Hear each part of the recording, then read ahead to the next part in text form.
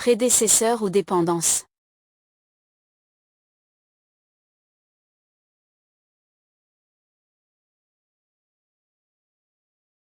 Prédécesseur, dans la colonne Prédécesseur de chaque tâche, vous entrez les tâches correspondantes. Par exemple, pour la tâche 2, vous entreriez 1 dans la colonne Prédécesseur, signifiant que la tâche 2 dépend de la tâche 1.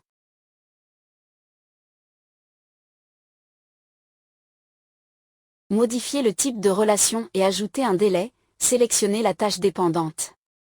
Faites un clic droit sur la tâche dans le diagramme de Gantt et choisissez Information sur la tâche, Task Information.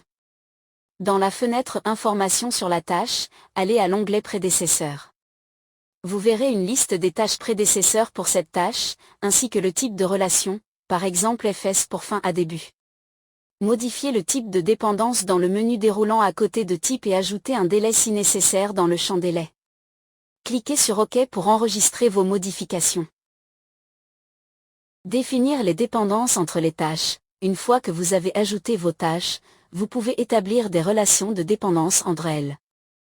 Par exemple, la tâche 2 ne peut commencer qu'après la fin de la tâche 1. Cliquez sur une tâche et reliez-la à une autre à l'aide des flèches de dépendance. MS Project permet de définir des types de dépendance, fin début, début, etc.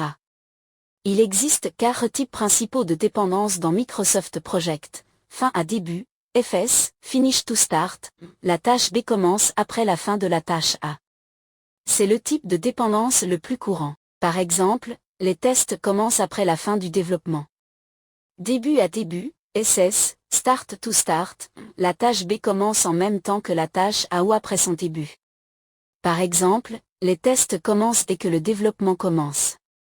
Fin à fin, FF, Finish to Finish, la tâche B se termine en même temps que la tâche A ou après la fin de la tâche A. Par exemple, les tests se terminent lorsque le développement est terminé. Début à fin, SF, Start to Finish, la tâche B se termine après le début de la tâche A. Ce type de dépendance est